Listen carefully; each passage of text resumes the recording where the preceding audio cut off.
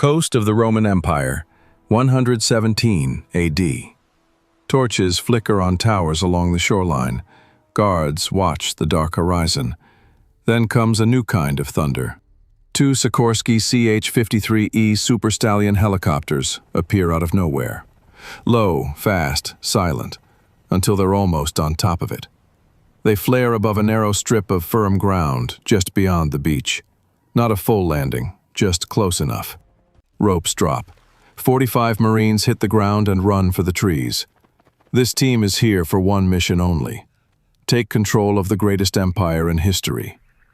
They have no reinforcements, no resupply, only what they can carry, and a plan that might actually work.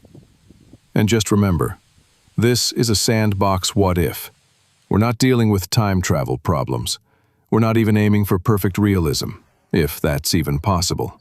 So, could they collapse the empire? Or would they burn out before reaching the gates? Let's find out. By day, the place they landed turns into a nightmare. Thick air, muddy ground, clouds of biting insects, and malaria. But it's perfect cover. The reeds grow taller than a man. Locals avoid it. Even Roman patrols stay away. This is the Pontine Marshes, about 55 kilometers south of Rome. The only thing louder than the helicopters is the silence. Now they've got 7 nights, maybe less. The swamp will turn against them. By day 10, the fevers begin. But they picked this spot for one reason. It's the closest landing zone big enough for 2 helicopters, without alerting every Roman watchtower. Land near the mouth of the river Tiber, and the flight path goes right over docks, watchtowers, and merchant piers. Word spreads fast. Riders gallop to the capital. By dawn, the gates are locked, the bridge is sealed, and 8,000 Taurian guards are waiting. But land here, and you get one full night of invisibility. The Marines move fast. They stash extra gear and rations in waterproof bags, dig shallow sleeping holes, and launch scout drones. Just 45 men, in the dark, watching the Empire. They're fully trained, combat-ready. Each one carries an M4 or IR plus an M18 sidearm. With M320 grenade launchers, C4 explosives, flashbangs, smoke grenades, night vision, and drones. However, supplies are tight. Each Marine carries 3 days of MREs, 9 magazines for their rifle, and 3 for their sidearm. Just enough batteries for goggles, radios, and drones, if they ration carefully. They'll recharge what they can, using hand-crank generators and compact solar panels. But the countdown starts now. The goal isn't to hold ground, it's to hit Roman leadership before they even know what's happening. And their next decision will shape everything. How do you bring down an empire with just 45 men? They lay out 3 possible plans. Option A, hit Rome head-on. March to the city, break through the gates, and end it fast. Bold, but hopeless. They'd be surrounded and outnumbered. They can't just walk into Rome and open fire. Option B, build a rebellion, arm the peasants, start a resistance. It worked in Afghanistan, but here, no time, no allies, no maps, and not enough weapons. Rome controls the roads, the grain, and the fear. That kind of war takes years. They've got about a week, so they choose option C, shock campaign. Carefully planned strikes, psychological warfare, hit key targets, disappear, repeat.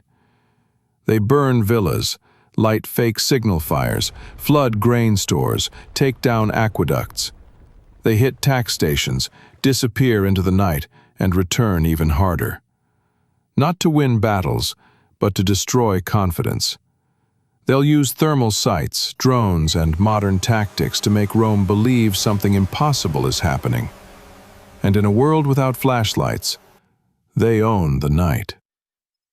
First target, Forum Appii, a small hub southeast of the capital. The Marines hit it at 3 a.m. Carrying suppressed rifles, they burn the stables, tear up the written orders and courier notes, then vanish. By sunrise, Rome hears nothing. And that silence, it spreads. Next night, they hit a tax collector's mansion. Coins taken, documents burned. Just enough damage to spark rumors. The following night, strange fires light up the hills. Rome's tower. The Romans respond the way they always do. They organize. More scouts, roadblocks, guard posts. But does it make a difference? The Marines stick to back routes. They cross the Vappia, one of ancient Rome's most important roads, only at night. Using thermal scopes, they spot guards to slip past unseen. Along the way, they plant false trails, broken branches, boot prints, fake camps. Roman patrols end up chasing ghosts. Next, strike the aqueduct, one of Rome's sources of water. They place explosives on one of the aqueduct's support columns. A single controlled blast brings it down. Water stops flowing to part of the capital. Gravity takes care of the rest. Then they target a small Praetorian convoy. It's ambushed near Arda, a coastal town about 35 kilometers south of Rome. 2 grenades launch from the M320s. The first explodes under the lead horse. The second hits the supply cart. Then the rifles open up. 10 seconds later, every rider is down. No survivors. Every strike is planned ahead, mapped out by drones that can spot enemies miles away. In ancient Rome, that's basically like having time travel on your side. To the locals, these aren't soldiers. There's something else. The legions still far from home. Britannia, Judea, Germania, and along the Danube. It'll take weeks for any message to reach them, if it even gets through. The via is broken. The post stations are gone. The only working route left is a fast boat along the coast, and even that takes days just to reach the next major city. Rome's only defense nearby is the Praetorian Guard. Elite, yes, but trained to stop riots, not demons. They've never seen drones or laser dots or gunfire that comes from the trees. The Senate panics. Go. And then comes the final move. After midnight, they steal a fishing boat and row up the Tiber. No lights, no talking, just the sound of water. At the river wall, they find a rusted sewer gate. A block of C4 stuffed under wet rags cracks it open with a dull thump. No echo. No one hears it. They slip inside, knee-deep in slime, moving slowly through the dark. A narrow tunnel leads. They open the door using a halogen bar and a rubber-capped hammer. Slow, quiet, no blast.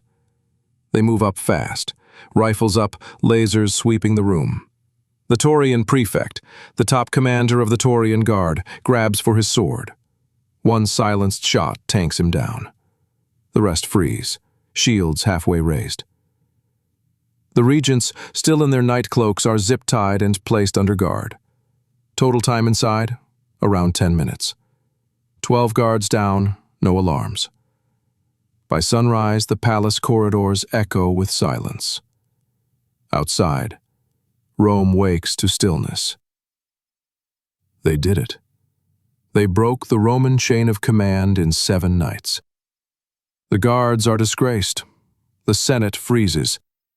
But Rome doesn't fall in flames. It falls in silence. Verners flee, grain shipments stop, water starts to run dry. Some nearby cities go silent. Nobody knows who's next. But could the Marines hold power?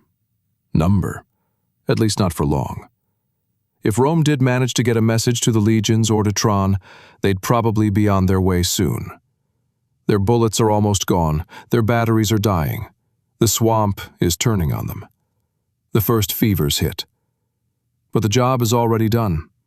They could prop up a local puppet or they could sit on the throne for a week. But they won't last. If word starts spreading, things start shifting. generals, governors, and river rulers all sense a shot at the throne.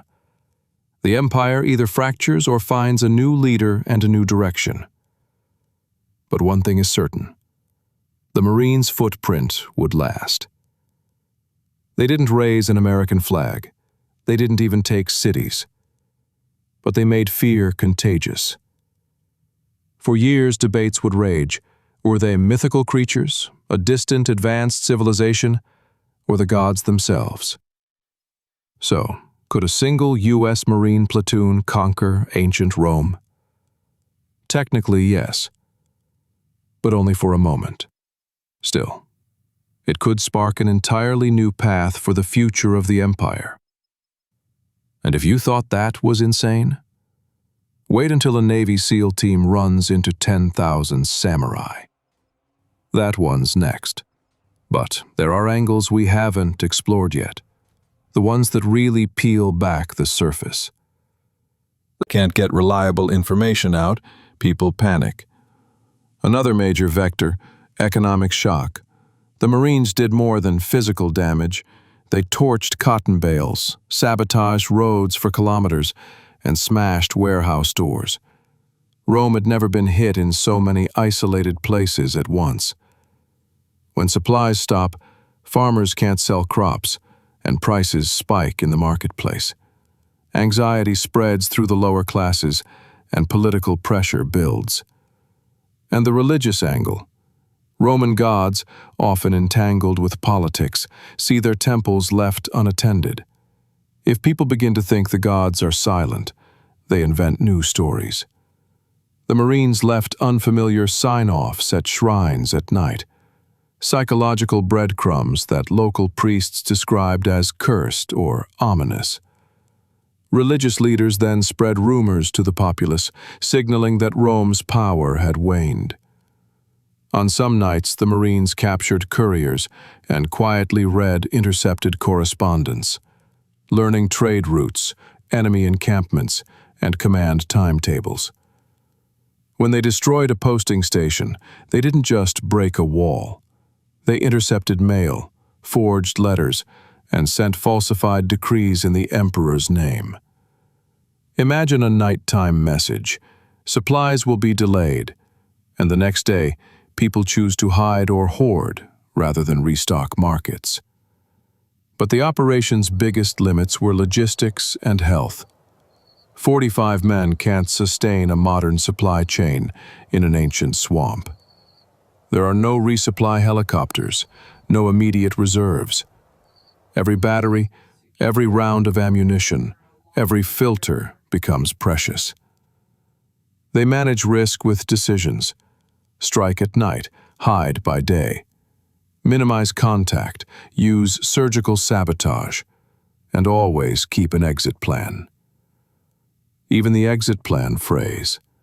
Malaria, dwindling ammunition, and failing batteries wear them down and crush morale.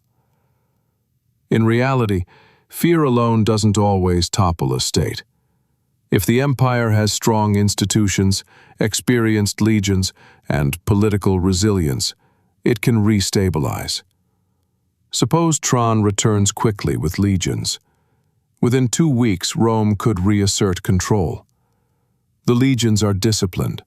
They can patch supply lines and blunt panic. But either way, the Marines' footprint remains. The nights people talk about, the legends born from a few terrifying events. There's also an ethical question. Is this justifiable? We call it a sandbox what if, but in reality such an intervention would bring massive human, cultural, and moral costs. As storytellers, we must show those consequences. Every tactical decision carries a human bill. Final thought. These 45 men carried more than weapons. They carried information, symbols, and doubt. If executed precisely, their campaign could change the trajectory of a centralized empire in a single week. But holding power? Number. Health, ammunition, local logistics, and the inevitable arrival of legionary retribution, would likely end them. History might pivot, but would that pivot be permanent? That's the real question. So what do you think? Were these 45 just a brutal itch in history's side, or were they the spark of transformation? Imagine, one night, a set of unknown signs left behind changes the future. If you liked this deep dive what if, hit like, subscribe, and ring the bell. Next episode, Navy SEALs versus 10,000 samurai.